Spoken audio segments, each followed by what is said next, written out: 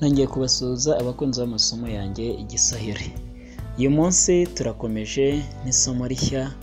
Isomo rishya ryacu tukaba tugiye kurebera hamwe iminsi igize icyumweru, hanyuma nitumara kureba turajya tubona umunsi ndetse tubone n'urugero rw'interuro uwo munsi ugaragaramo, uburyo bwo kugira ngo mumenye no gukoresha uwo munsi w'igiswahili ndetse munawuhuza n'interuro. Cyane ko nabigishije n'uburyo dushobora gukoramo, dushobora gutondagura mu bihe runaka. Hari amasomo yacu yatambutse, mwajya musubira n'inyuma mukayareba. Ndabibutsa rero gukora subscribe kugira ngo ndetse mukore share amasomo yacu, bagenzi banyu muyabasangize ku buryo nabo barajya baza kwigira hano kuri channel yacu Igiswahili. Kandi ndabizeza ko mu minsi mike wigiye kuri channel yacu bikorohera kubasha kumenya Igiswahili.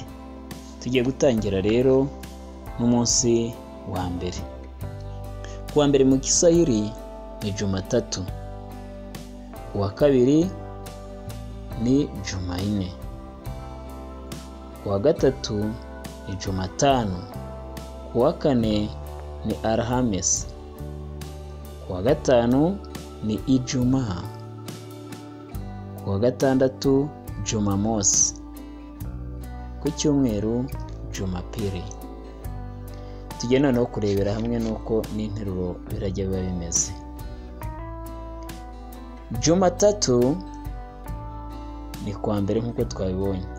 Aha interuro yacu iragira iti nitaenda Kigali Jumatatu, nzajya Kigali kuwa mbere. Kesho ni Jumanne, ejo ni kuwa kabiri.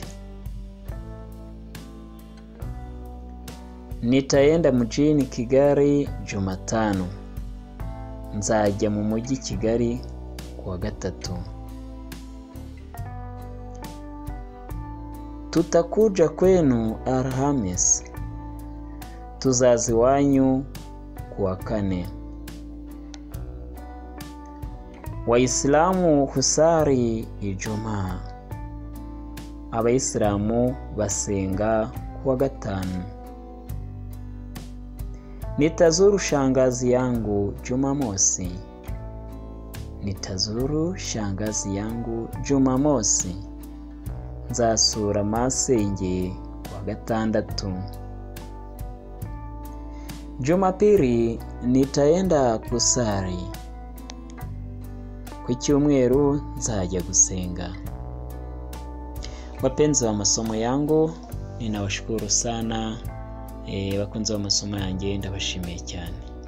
Mumenye iminsi igize icyumweru.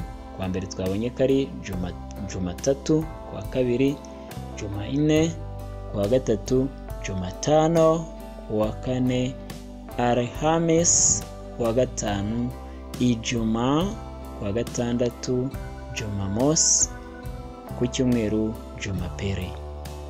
Rero namwe mugerageze kugenda mukora interuro zanyu mwifashishije iyo minsi. Murakoze, ndabakunda cyane, ninawapenda sana. Amasomo arakomeza. Kwaheri, Mungu awarinde.